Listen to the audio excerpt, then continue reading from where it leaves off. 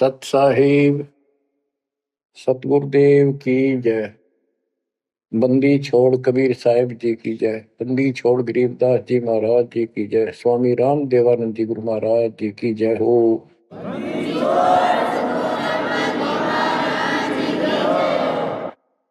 सर्व संतों की जय, सर्व भक्तों की जय, धर्मी पुरुषों की जय। श्री काशी धाम की जय, श्री सुडानी धाम की जय, श्री क्रोथा धाम की जय, श्री बरवाड़ा धाम की जय।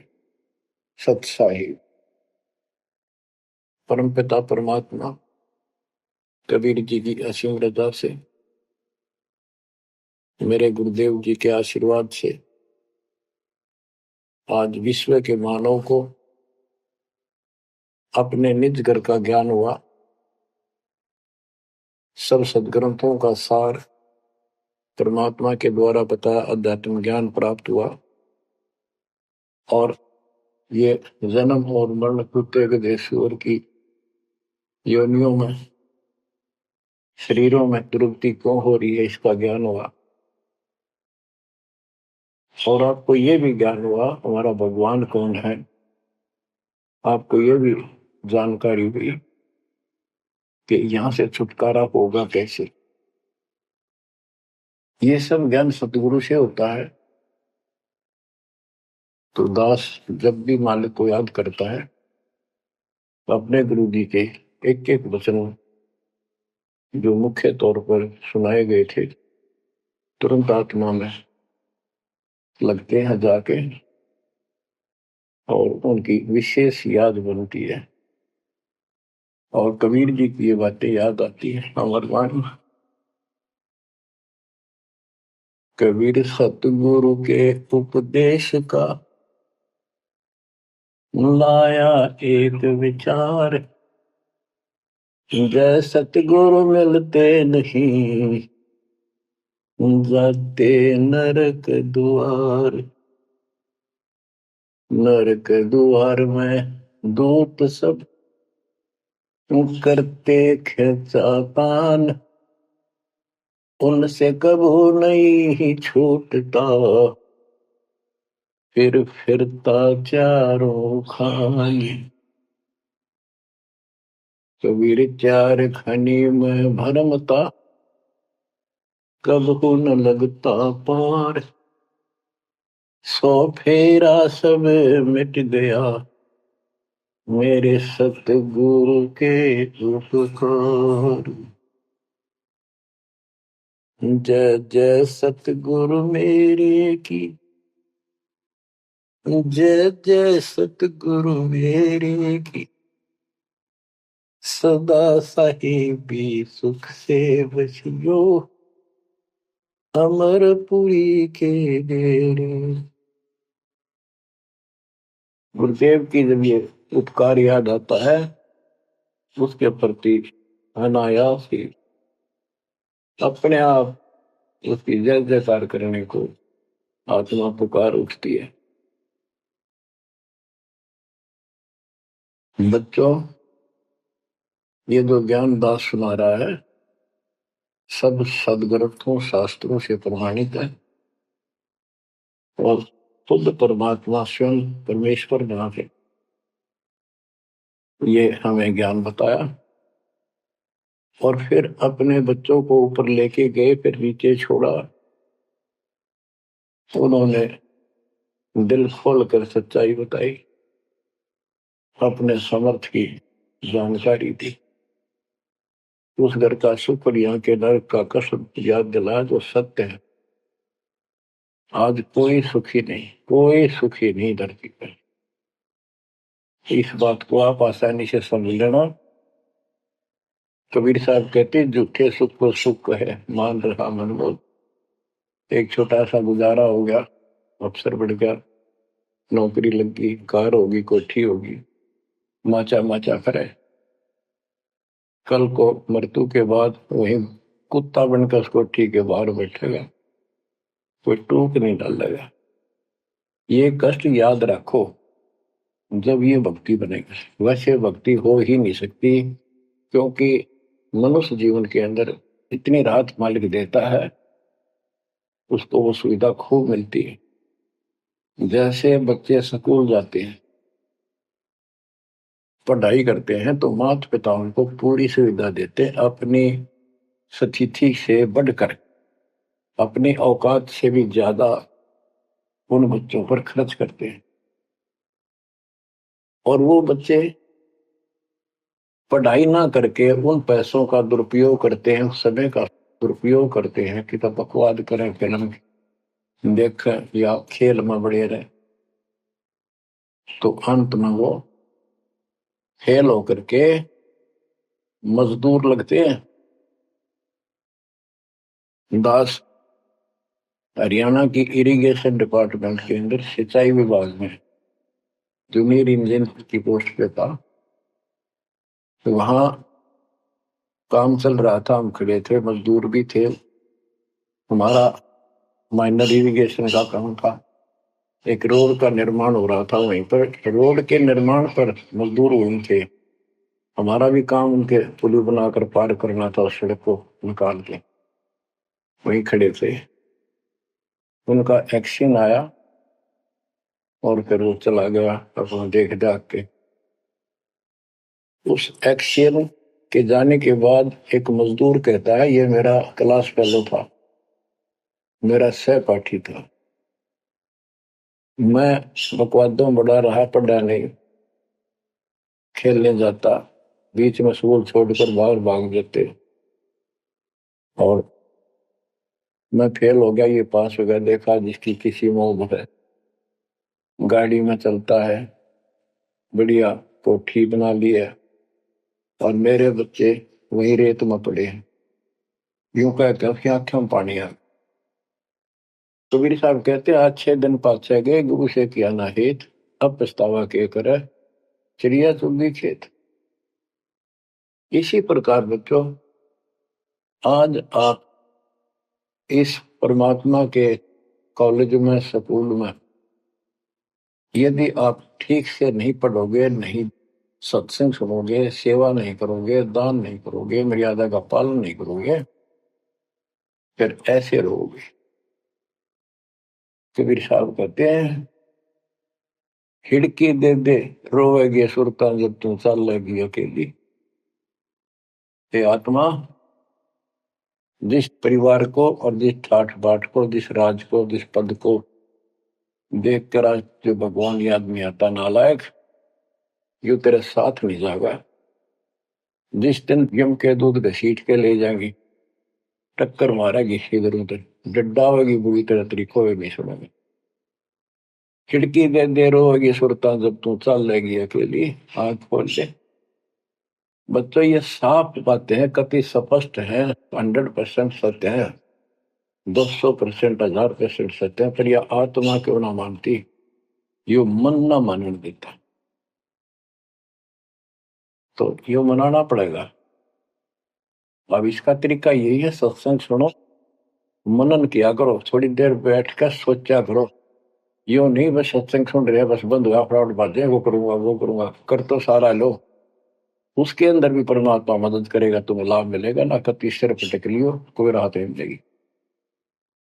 अगर यूं सेठ बनते हो तो सारे बन जाते, सारे बाजे बाजे, फिर पल्ला कुछ भी को नहीं। बच्चों, आंख खोल लो बस। मैं तो आखिरी सांस तक ये बोलूंगा, क्योंकि मेरे अंदर तो ये फीड कर दिया मेरे दाता ने, मेरा कर्तव्य बना दिया, मैं अपने कर्तव्य पर उनको बोलूं नहीं। आगे आपकी किस्मत, आपके कर्म, आप कितना इसके ऊपर खरे उतरोगे, कितना इसको फॉलो करोगे। गिरिव न्योली नाद सुभान गति, लड़े भुजंग हमेश, जड़ी जान नाम जगदीश है, विष नहीं व्यापशेष। एक वाणी में कितना गजल का ज्ञान भर दिया। न्योल नाद सुभान गति, लड़े भुजंग हमेश, जड़ी जानो जगदीश का नाम है, नाम जगदीश है, विष नहीं व्यापशेष। एक छोटा सा जानवर होता है, गिलहरी से थोड़ा बड़ा, न्योल, नेवला, और सांप कितना बड़ा होता है, चाहे कितना बड़ा सांप ताकतवर हो, न्योला उसको मार देता है, उसको पराजित कर देता है। कैसे करता है? उसको पता होता है वो सर्प को उस समय छेड़ता जब आस पास कोई वो बूटी होती है, कोई औषधि का पौधा होता है, उसमें से सुगंध श्वास के द्वारा भर के लाता अपने फेफड़ों और सर्प के सम्मुख होकर उसको छोड़ देता है। उस जड़ी की स्मेल से, उसकी महक से वो सर्प डगमग हो जाता, उसको चक्कर आने लग जाते हैं। उस जड़ी में इतनी ताकत है वो सर्प को कंडम कर देती है, उसको होश नहीं रहता। तो सर्प फिर भागने की चेष्टा करता है और नेवला उसकी मुंडी पे बैठकर उसको पकड़ कर ऐसे रगड़ देता है, बार बार श्वास छोड़ता रहता है, वो मर जाता है।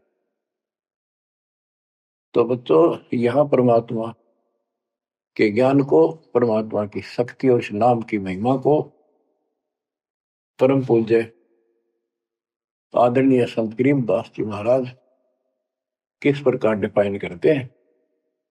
गिरिविन्योल नाद सुभान गति, लड़े भुजंग हमेश, जड़ी जानो नाम जगदीश है, विष नहीं व्याप शेष।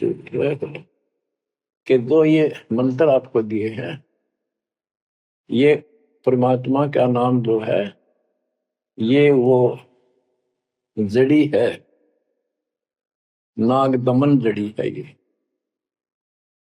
न्योल नाद सुभान गति, लड़े भुजंग हमेश।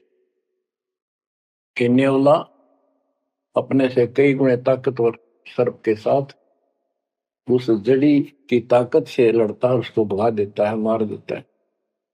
तो ऐसे ही जो सच्चा नाम को मिले हैं, प्रथम, द्वितीय और सारना, ये समझो यह जड़ी है।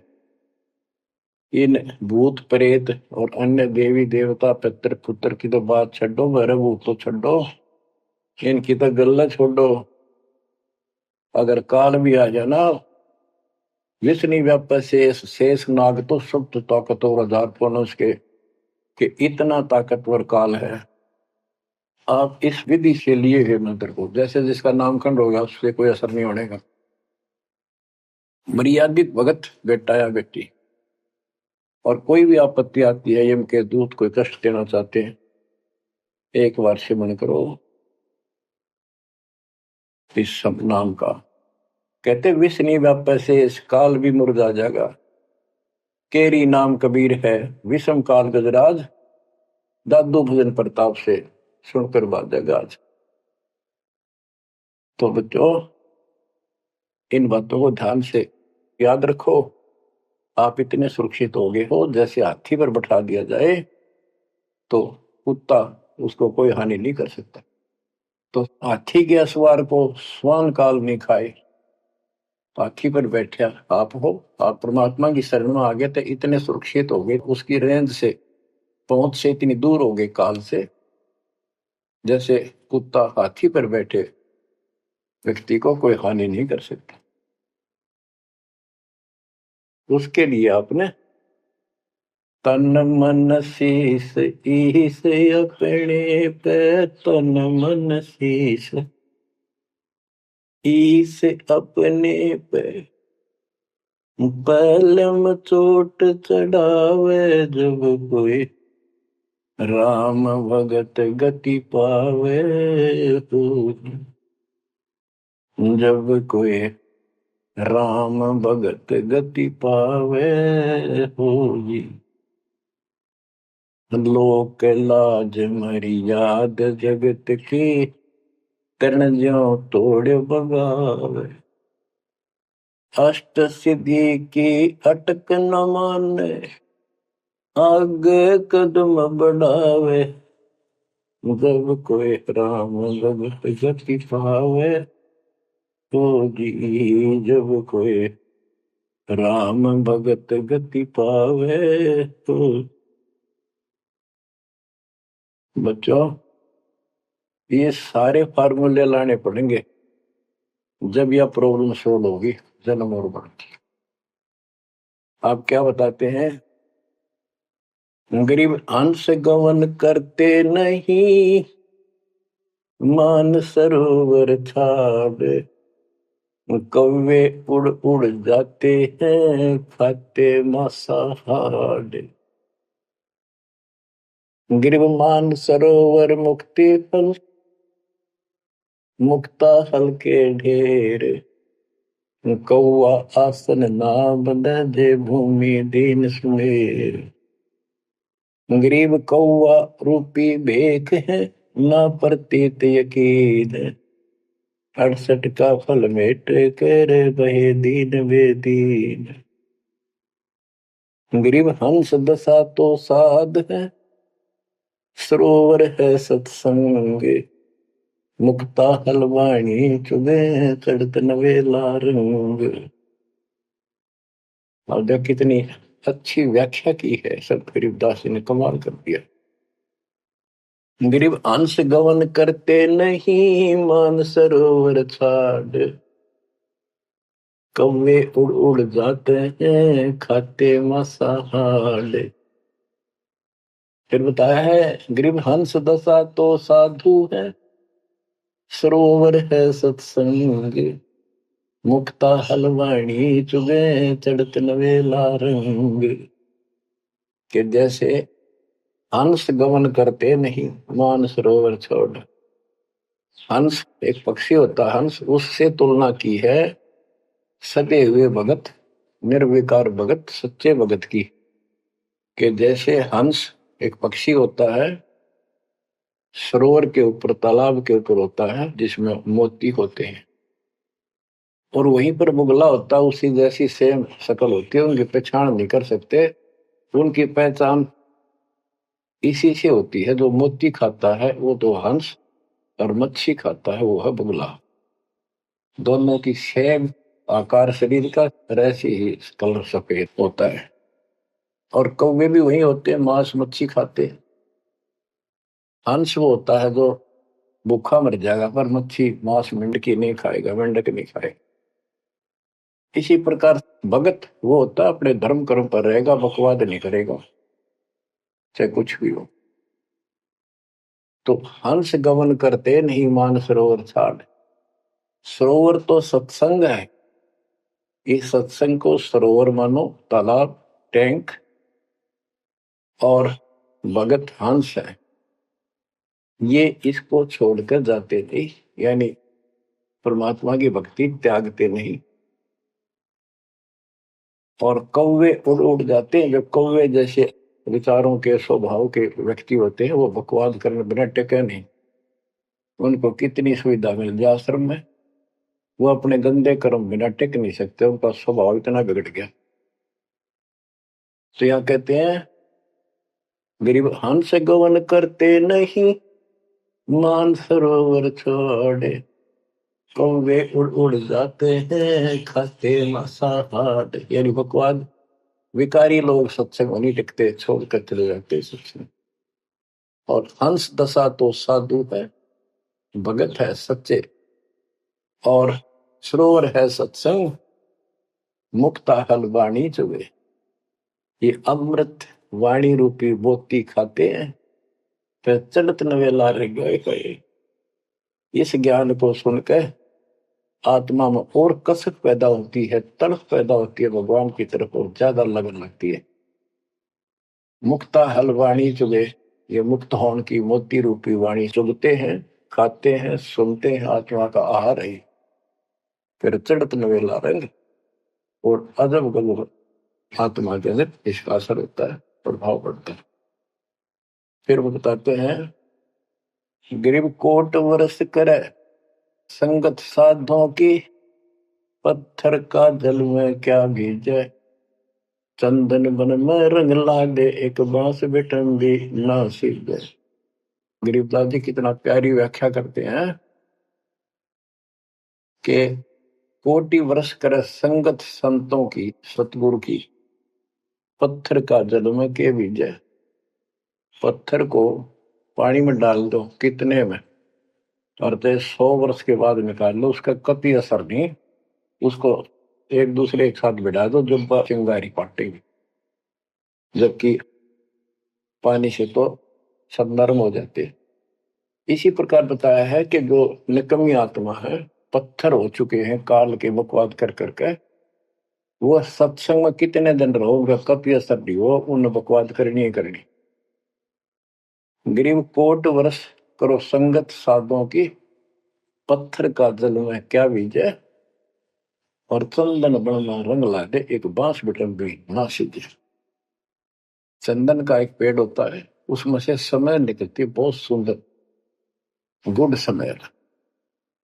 और आसपास के जितने पेड़ उसके पास होते हैं, उनमें भी उसकी स्मेल से, उनमें भी स्मेल आनी शुरू हो जाती है। अगर उसको काट दिया जाता है दूसरे वृक्ष को, उसकी लकड़ी कहीं ले जाते हैं बाहर, तो उसमें स्मेल आती है, लोग चंदन समझते हैं। और कुछ नकली व्यापारी उनको चंदन के रूप में बेचते भी हैं। कहने का भाव ये है कि सतगुरु के पास रहने से, सत्संग सुनने से अच्छी आत्माओं का तो असर पक्का होगा। लेकिन बांस बिटम भी ना सीजे। बांस का जो होता है पेड़, एक जैसा बांस देखा आपने, ये पेड़ होता है इसका, लंबे लंबे होते हैं, इस पे चंदन का कोई असर नहीं होता। तो जो बांस जैसे कट्टर इंसान है, जिनकी आत्मा गिर चुकी है, मर चुकी है, पूर्ण पे इनका असर नहीं होता। वो ऐसे लोग हैं, संगत माई कुसंगत उपजे, जैसे बन में बांस, आपा किसके से आग लगावे कर बनखंड का विनाश। अब क्या बताते हैं, जो सत्संग में आकर भी बकवादी है और उनका असर नहीं हो रहा, वही कर्म बकवादों वाले करते, नाम तोड़े हैं, सार नाम लेकर भी बकवाद करते। कई भक्त हैं, लिखे ऐसे हैं जैसे बहुत बड़े भगत है, बहुत निकट रहते हैं हमारे, और अंत में उनके कर्म इसे गद्दे पावे, हम सोच भी नहीं सकते। तो ये गलतियां हैं, इनको सुधारना पड़ेगा अपने। माई और बात तेरे काम न आवे, संतों शरण लाग रे, मुके सोवग पलत में बंदे, जाग जाग नर जाग रे, जाग जाग नर जाग, उठ सवेरे हुक्कावर लिया, उनके जाग्या नर भाग रे, शुक्रम किया ना करी रे बंदगी, फुटे तेरे भाग रे, वो फुटे तेरे भाग रे।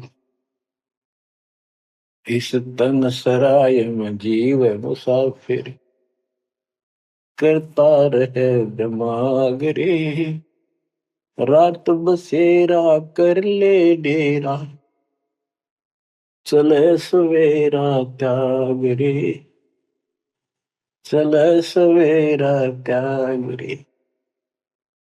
बगैर सच्चे ज्ञान के इंसान सारे जीवन में अपनी मनमुखी अटपट करके, यूं कर दूंगा, वो कर दूंगा, कोठी बना दूंगा, उसने ऐसे ठग लूंगा, ये ऐसे कमा लूंगा, यहाँ जमीन इतनी सस्ती मिले है, ऐसे कर लूंगा, कर ले।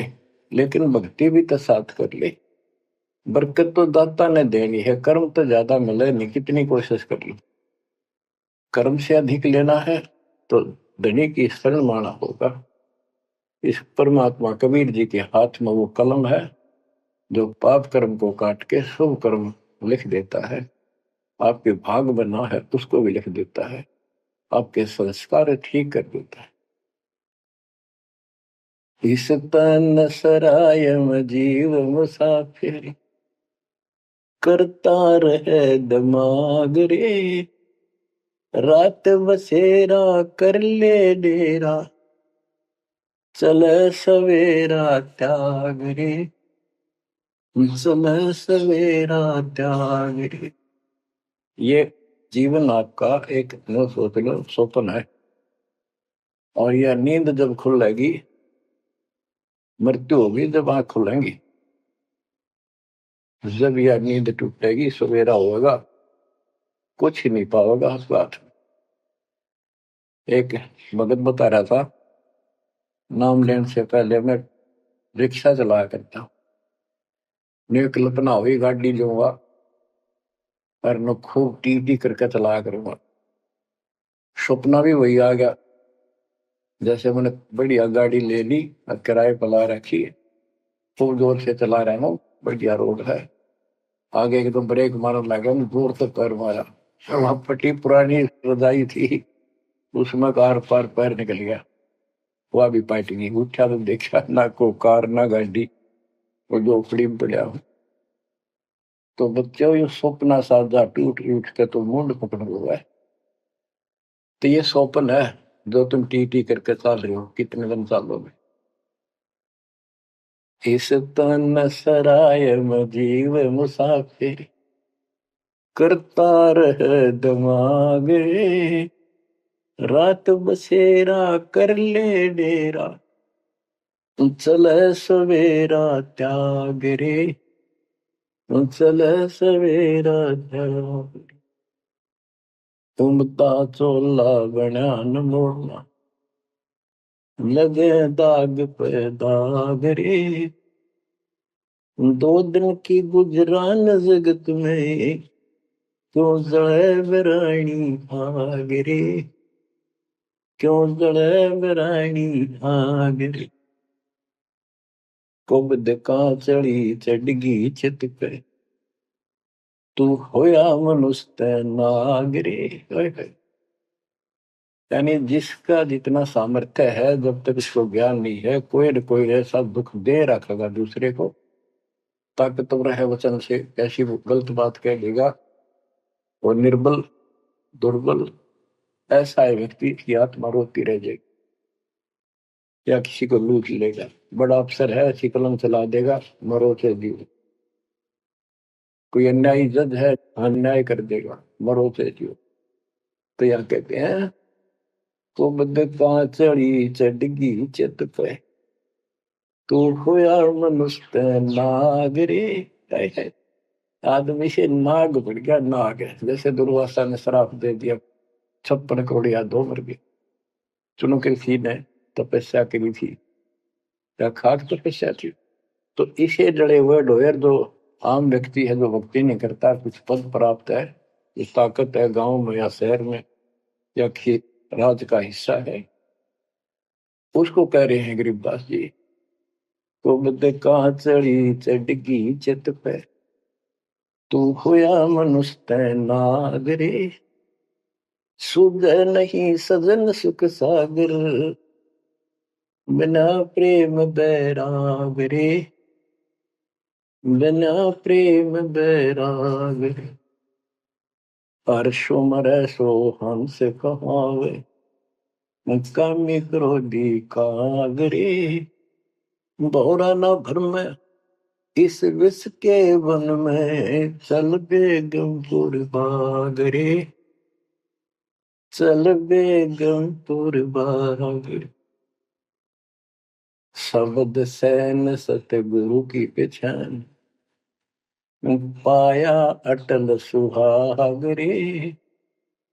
शब्द सैन संकेत, शब्द सैन सतगुरु की पहचान, पाया अटल सुहाग रे।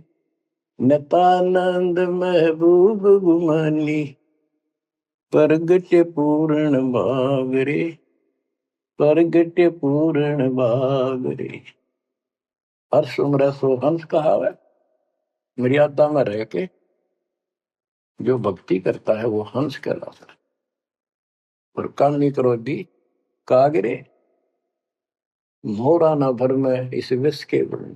हे आत्मा, जो तू ये नकली सुख लेता फिरता है मकवादों के, कितने शराब पी ली, कितने सुल्फा पी लिया, कितने कोठी के लालच में, कार के लालच में दुनिया में लूट रहा है, बकवास कर रहा है, कि हर सुमर सो हंस को हावे, कामी क्रोधी कागरे, भंवरा ना भर में इस विष के बन में, जहर का बन है, तेरे जीवन को नष्ट कर देंगे ये नकली सुख।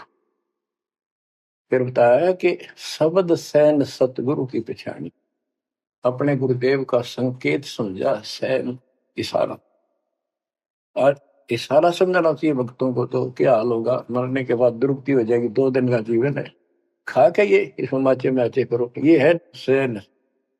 और हमने तो खोल के बता दी, समझदार को तो संकेत पर्याप्त होता है।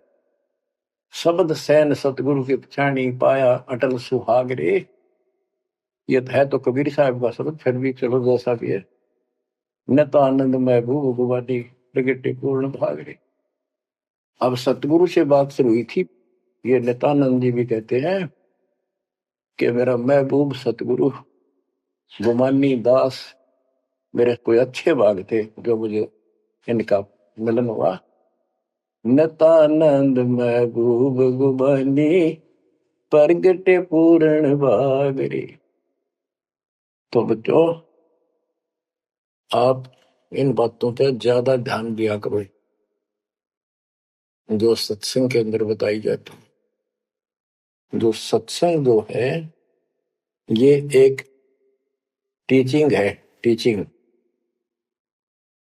और बच्चे इस पढ़ाई को ध्यान से सुनते हैं, इस पर अमल करते हैं, इसका अनुसरण करते हैं जो टीचर बताता है, क्योंकि टीचर सिलेबस से बताता है और सिलेबस से बताया हुआ जो भी ज्ञान है उसको स्टूडेंट्स ठीक से याद करते हैं, उसका अभ्यास करते हैं, तो जब परीक्षा होती है वे सफल होते हैं।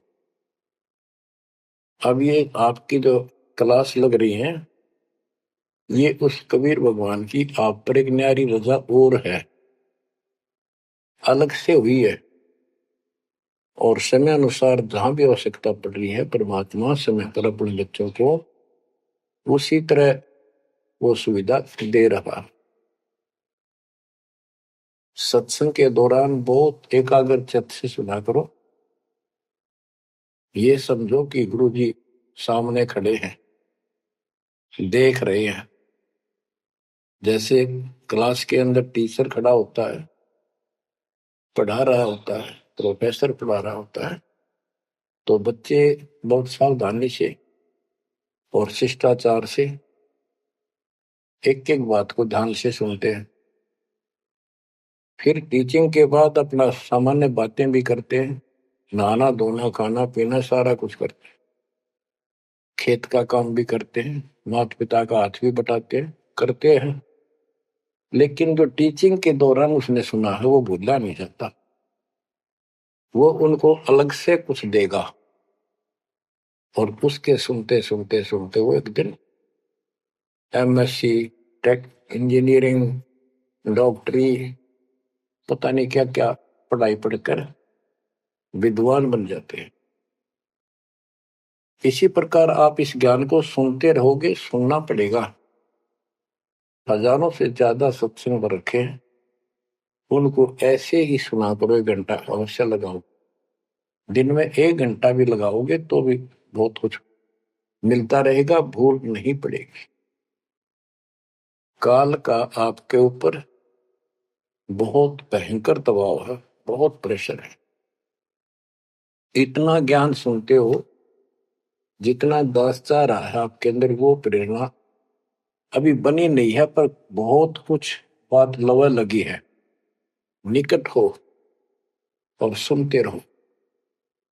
और ये समय निकालना भी मालिक की कृपा है ना, तो कल पता नहीं इस समय को कहाँ बिरान माटी में दुर्गति के अंदर लवा दे, कोई और समस्या खड़ी कर देगा, सारी टेंशन वही दिमाग वहां घूमता रहेगा, या कोई बीमारी हो जाएगी उस पर टेंशन, हॉस्पिटल में पड़े रहेंगे। तो ये परमात्मा की असीम रजा आपके ऊपर है, एक कलम तोड़ कृपा है। और ये बातें कहने सुन की नहीं, ये कर पाड़न की है। ध्यान दो, इस गंदे लोक की स्थिति से आपको पूर्ण रूप से परिचित करा दिया गया है। यहां एक पल का भरोसा नहीं, तुम क्यों आंख बंद करके बैठे हो इस गंदे लोक में, इसी व्यवस्था में उलझे रहोगे क्या? ठीक है, अपने निर्वाह के लिए करना पड़ेगा, करते रहो, पर भगवान की कसक दिल में अलग से रहनी चाहिए आपके। एवं नहीं सुना दिया, तुमने सुन लिया, थोड़े बहुत मंत्र कर लिए, सुबह दोपहर शाम की आरती कर ली, अच्छी बात है, लेकिन यह कसक पैदा नहीं हुई तो बात फिर अधूरी रह जाएगी। आप क्या बताते हैं? गरीब दरस परस नहीं अंतरा, रूमी वस्त्र बीच, पारस लोहा एक डग, पलटे नहीं अभीच। उदाहरण देते हैं कि जैसे कई भक्त ऊपर से इतने परम भगत दिखाई देते हैं और गुरु जी के कतीजा में बहुत निकट और अच्छी आस्था वाले हैं, लेकिन इससे बात बनेगा नहीं जब तक दिल से नहीं चाहोगे गुरुदेव को और मालिक को। एक उदाहरण दिया है कि दरस परस नहीं अंतरा, रूमी वस्त्र बीच। पारस एक पत्थर होता है, लोहे को टच करते ही सोना बना देता है, चाहे से छूते ही। और कहते हैं लोहे और पारस साथ साथ रखे हैं। यदि एक रूमी वस्त्र बाल जितना पतला कपड़ा, यदि इतना भी बीच में गैप रह गया पारस पत्थर और लोहे के, कितने दिन रखा रहो, उसमें कोई चेंज नहीं होगा, कोई परिवर्तन नहीं होगा। इसी प्रकार अपने गुरु और भगवान के प्रति जब तक आपकी आस्था कति दिल से नहीं जुड़ेगी, बिल्कुल दिल से, वो कसक आपको अपने आप महसूस होगी कि इस संसार में आपका कोई नहीं है। जितना भी परिवार रिश्तेदारी है, ये हमारे संस्कार पूर्व जन्म के लेन देन, ये ऋण उलझा पड़ा है। इस ऋण को भी अब दाता आसानी से सुलझाएगा, आपको पता भी नहीं लगने देगा, आपके संस्कार चेंज करेगा, आपके संस्कार बदल देगा, करेगा उसके जो दिल से जुड़ जाएगा। तन मन धन, मन कर्म वचन से मालिक पे समर्पित हो जाएगा। आपको प्रमाण देता हूं, जैसे बेटा है बेटी है, ये हमारे कुछ पिछले संस्कार कोई ऋण है। जैसे आजकल बेटी का विवाह करना पड़ता है, कितना खर्च होता है। आपको बताता हूं, एक व्यक्ति कह रहा था, मैं बोला मेरा 3 कन्या होगी और हमारे यहाँ तो बहुत खर्च करते हैं, ब्याह पता खर्च करें करें 10-20 लाख तो कम से कम है, और फिर लड़की के बालक हुए तो अपने घर बुलाते हैं, माँ के घर, और उसके ऊपर फिर कम से कम 10 लाख रुपए यो खर्चा और होता, यो एक ब्याह और होता हमारे यहाँ। ये ऐसी परंपराएं हमने आप सिर पर रखी है। और भी दूसरे समाजों में देख लो, बहुत खर्चे होते हैं, और लड़की को हमने अपने आप बोझ बना रखा है। बच्चों, अब परमात्मा ने कैसी कृपा की है, दास ने मालिक का आदेश और गुण अवगुण सारे क्लियर कर दिए कि भाई ऐसा करने से ऐसा हानि, ये करने से ऐसे लाभ। अब जैसे उदाहरण दिया आपको बच्चों का विवाह करने के लिए, श्री देवी पुराण के अंदर लिखा है कि देवी ने अपने तीनों पुत्रों की शादी ऐसे सिंपल वे से की, वचन से। 3 पुत्री उत्पन्न की, 3 वो पुत्र पहले हो रहे थे, वो वचन से पैदा की, वो अपने संसारिक क्रिया से पैदा किए थे। और तीनों को बुला बुला के कह दिया, ले बेटा यह तेरी पत्नी, ये तो उसका पति, जाओ अपना घर बसाओ। ना कोई बराती था ना कोई बाती था, ना कोई कढ़ाई चढ़ाई, ना बाजे बजाए। ये बाद की बकवाद शुरू कर दी, संस्कार ऐसे जोड़ दिए जाते हैं। तो अब हम इसी तरह कर रहे हैं, और पता नहीं कई हजार बेटियों का विवाह ऐसे सिंपल वे से कर दिया। ये संस्कार बदल गए, ये लेन देन कर्ज मालिक ने कलम से काट दिया। और आप बच्चों ने भी इस बात को एहसास कर लिया कि सचमुच ये व्यर्थ की बकवाद है। एक पवित्र नाते को, बेटी को गऊ के साथ धन है बेटी, माँ बाप के रहेगी वहां कमावे, आगे जाएगी वहां उसको ऐसे सारे ताने का रखे कुछ दिन तो, और कभी ना नहीं करती। तो ऐसी पवित्र आत्मा को अपने लेन देन कर्ज के कारण हमने दुश्मन बना रखी थी, पेट में मारने लगे गर्भ के अंदर। अब बेटी बोझ नहीं, परमात्मा की कृपा से तो ये संस्कार बदल गए। ये कलम से काट दिए दाता ने, वो लेन देन खत्म कर दिया आपने। अब हम भक्ति करेंगे। अब भी जो लोग भक्ति नहीं करेंगे, इन बकवादा में रहेंगे, मालिक ने इतने हल्के कर दिए, तो उनको भगवान कैसे पसंद करेगा। तो बच्चों, अब इस समय को संभालो और इस परमात्मा की समर्थता से परिचित हो जाओ। इस गंदे लोक ने अच्छी तरह समझ लो, यहां तुम नहीं रह पाओगे। और एक अंदर कसक बनाए रखो नारी कि ठीक है, जब तक यहाँ है वो परिवार में रल मिलकर रहो, और सब ना अपने मालिक की बातों में ओ जाकर रखो, और गप्पे कम मारो। और गप्पे मारने की बकवाद पे मतलब की है, अपना जब टाइम लगा मालिक की चर्चा शुरू करते, कोई कथा देख ले, कोई वैसे भाई बहन की चर्चा करो, देखो उनको इतना दुख था, मालिक की दया से इतना सुख होगा। इससे ये मन का लगाम डली रहेगी। यदि तुम सत्संग सुनने के बाद फिर बाद में वही अपने गृहस्थी उधर की बेत की बातें करती हो, फोन पर बैठ कर करते रहते हो, फलाने से मर ले, दकले से कर ले, तो इनसे मालिक राजी नहीं होगा, आपको फिर कष्ट शुरू हो जाएगा। गरीब स्वर्णादन देह दिल, तन मन नहीं मुकाम, कौन महल हंसा गए, कहाँ लिया विश्राम। गरीब चार मुक्ति बैकुंठ बट, सपतपुरी सैलान, आगे धाम कबीर का, हंस न पावे जान। अब क्या बताते हैं कि ये जैसे चार मुक्ति, बैकुंठ, शपथपुरी, ब्रह्मलोक, काल का 21 ब्रह्मांड का क्षेत्र लोक, अक्षर पुरुष का सातसंग ब्रह्मांड का लोक, इन सब से परे कबीर भगवान का स्थान है। गिरिव चार मुक्ति बैकुंठ बट, सप्तपुरी शैलान, आगे धाम कबीर का, हंस ना पावे जान। के वहां सामान्य साधना से या काल तक की भक्ति से वहां नहीं पहुंचा जा सकता है। तो उसके लिए क्या बताते हैं, इस परम पिता परमात्मा की शरण माना होगा, कबीर साहब की शरण। गरीब काया काशी मन मगहर, दोहों के मद कबीर, काशी तज मगहर गया, पाया नहीं शरीर।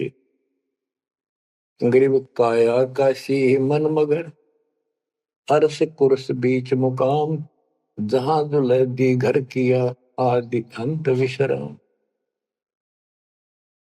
बच्चों, परमात्मा कहते हैं कि वो दुल्हा सतलोक में निवास करता है, और वहां जाने के लिए आपको पूर्ण गुरु की आवश्यकता पड़ती है, और अपने मन का दोष दूर करना होगा। जैसे नाम भी ले लिया और खूब सेवा भी करते हो, भक्ति भी करते हो, अच्छी बात है, और मन में वही उठा पटक और दोष द्वेष लालच लोभ भरा है, तो के भक्ति करी। एक समय की बात है, गोपीचंद तथा भर्तरी, ये दोनों राजा थे, और राजाओं के पास कोई कमी नहीं होती धन की, सारा सुख होता है, पैसे हीरे मोती लाल, परमात्मा पाने के लिए उस सारे सुख को छोड़ के और गोरखनाथ जी के शिष्य बन गए। कति त्यागी बैरागी हो गए, तन पर एक लंगोट रखे, हाथ में करमंडल, जैसा उनका वेशभूषा होती है वो रखते। एक दिन गोपी चंद और बर्तरी जा रहे थे रात्रि में, चांद की रोशनी अच्छी थी। किसी ने रास्ते में पान खाकर थूक रखा था और उसका बुलबुला सा बन गया। ये दोनों वहां जा रहे थे तो चांद की रोशनी में वो बुलबुला सा चमका। बर्तरी को लगा कि ये लाल पड़ा है, लाल हीरा। उसने एकदम उस पर हाथ मारा ठाण खातर, उसका हाथ धस गया थूक में। सर गोपी चंद हासे। गोपी चंद बोले, नाथ जी क्या मिल गया ऐसा, कैसे बैठ गए चलते चलते। बोला रहा तारा गजब हुई हो, लक्ष्य थूक रखा था, मैंने सोचा लाल है। गोपी चंद बहुत हंसा, बोले जी लाल छुट्टे नहीं अभी तक। बोला भाई ये मन बड़ा निकम्मा है, मैंने सोची अब ठा लिया डपड़ा पड़ा के काम होगा, कि भंडारे कराएंगे खर्च कर देंगे। तो बोले ठीक है। तो गरीबदास जी कहते हैं, एक उदाहरण और देते हैं गरीबदास जी। गरीब बेरा साटे बेचिया बैरागर सुल्तान, मालिन को जाना नहीं बेबुद्धि खेचा तान। गरीब शेर बेर पलड़े चढ़े, एक पड़ा भो माही, मालिन और सुल्तान को हिलकारे ले जाही। 2.5 लाख की पावड़ी, एक पैसे का बेर, देख अदब सुल्तान को कैसी डारी मेर। कहते 2.5 लाख के जूती थी जिसमें लाल और हीरे पन्ने जुड़े हुए थे, और 1 पैसे का बेर। यानी मालन ने कहा कि बेर जो है 2.5 आने का शेर दूंगी, 2 आने के शेर। भूख लाग रही थी सुल्तान को जब घर छोड़ कर चला, और सब त्याग दिए थे, कंबल लपेट रखी थी साल सा शरीर पर, और जूती पहन रहा था वो कीमती। भूखा मरे था तो उसने कहा मैंने बेर दे दे, या दोनों जूती रख ले, ये 2.5 लाख कीमत है।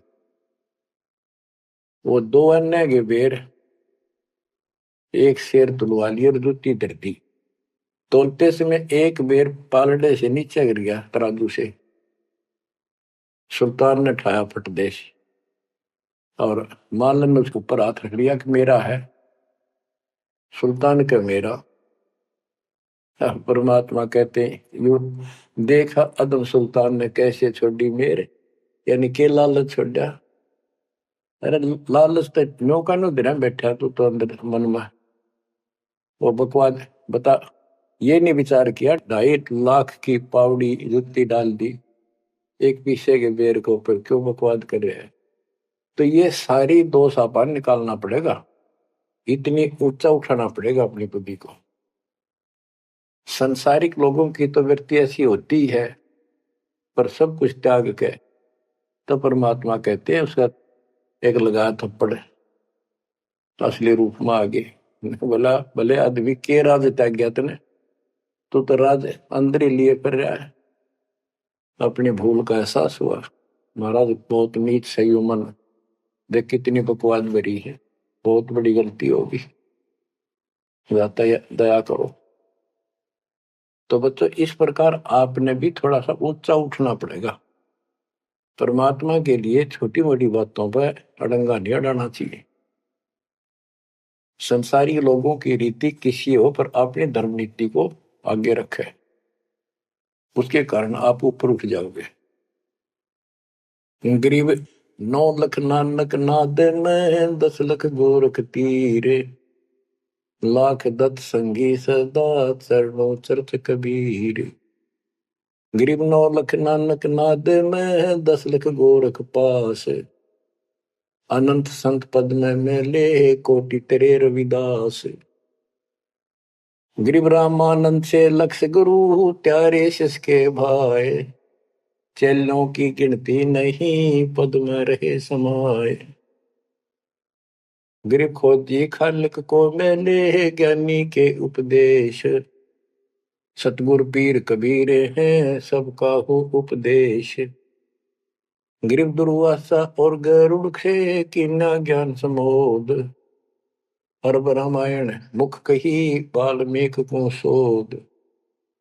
परमात्मा जो भी भक्ति पर लगे हुए हैं, उन अपने बच्चों को सबको मिलता है। दुर्वासा से मिले, गरुड़ से मिले, काकभूषण से मिले, शिव जी से मिले, विष्णु जी से मिले, ब्रह्मा जी से मिले, सबको मिलते हैं। देवी जी से मिले, ये नहीं छोड़ते किसी को। हमारी बुद्धि काल में कति घुमा रखी है, ये बात हमारा समझ में आइए को नहीं।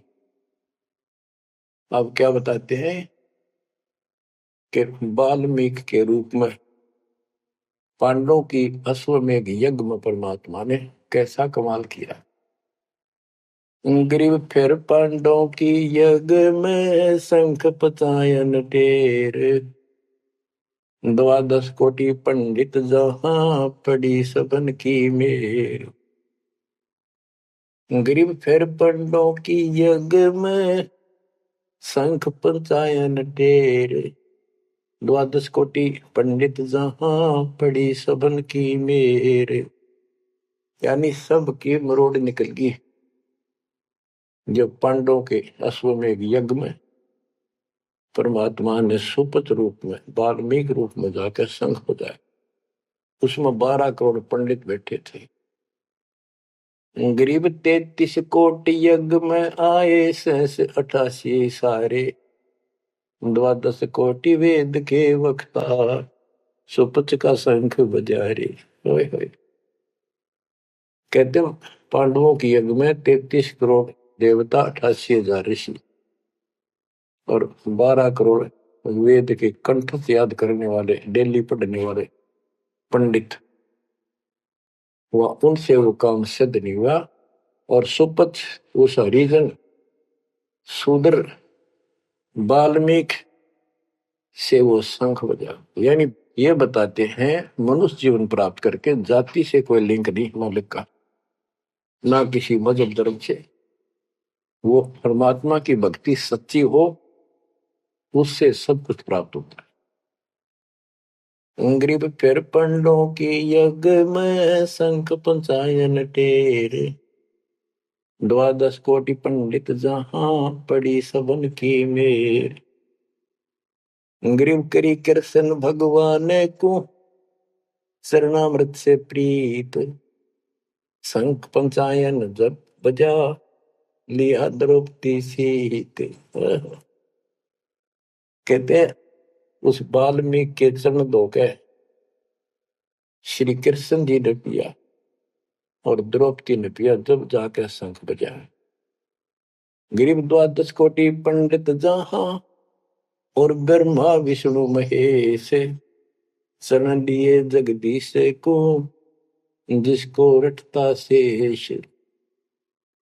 गरीबदास जी कह रहे हैं कि 12 करोड़ पंडित थे वहां पर, ब्रह्मा विष्णु महेश। और कृष्ण जी ने उस वाल्मीकि के चरण छुए, शरणामृत पिया। शेष नाग भी जिसकी पूजा करता है, इनका सबका चौंध लाग रही है। शेष नाग भी श्री कृष्ण को भगवान मान रहा है, विष्णु जी को। और अब आपको पता भगवान है कौन। तो जैसे भी जिसको तुम संपूर्ण शक्ति मान बैठे हो, उससे भी काम ना बढ़े। हर एक बाल में एक छोटी जाति वाले से, और वो शंख बज गया, अनमोल काम हुआ। अब बच्चों ये विचार करो कि जिनको हम भगवान मानते थे, ये सारा फेल हो गए परमात्मा कबीर जी के सामने। कहते हैं गरीब 12 कोटि पंडित जहां, और ब्रह्मा विष्णु महेश। शरण दिए जगदीश ने जिसको रटता शेष। गरीब बाल्मीकि के बाल सम नाही तीनों लोक, सुर नर मुनिजन कृष्ण समेत पंडो पाई पोख। बच्चों, ये आप महाभारत में भी सुना करते पहले हम खूब, और ये क्या करते प्रश्न तो उठाया करते, वे कृष्ण जी से शंख नहीं बजा और उस वाल्मीकि सुपर सुदर्शन से कैसे बच गया। तो वो हमारे धर्म गुरु जैसा उत्तर देते हम उन्हें सच्चा मान लिया करते, सत्य है, क्योंकि स्वयं ज्ञान नहीं था। वो कहा करते थे कि सुदर्शन उनका परम भगत था। भगवान भगत को महिमा देते हैं। ये तो ये बात दिमाग में, 33 करोड़ देवता, 88,000 ऋषि, ब्राह्मण 12 करोड़, क्या उनमें उसका कोई भगत नहीं था। श्री कृष्ण ने खा ली रोटी, शिव जी ने खा ली, ब्रह्मा जी ने भोजन पा लिया। ये तो ई वहां बात समझ में यह कहानी के थी। तो ये तत्व ज्ञान था, ये उड़ जा रखा था। नौ मन सूत, कबीर साहब कहते नौ मन सूत उड़ जिया, ऋषि रहे जखमार, सतगुरु ऐसा सब जाते उड़ जे ना दूजी बार। अब ये नौ मन सूत सुलझ गया, अब इस कलयुग मत उड़जेगा नहीं। बच्चों, अजब गजब कर दिया दाता ने आपके ऊपर कलम तोड़ दी, ऐसा निर्णायक दातृ ज्ञान आपको प्राप्त करा दिया। देखो, आप शिक्षा ग्रहण करते हो, अच्छी बात है, इंजीनियरिंग कर ली, डॉक्टर बन गए, IAS IPS बन गए, या कोई और टीचर लाइन में चले गए।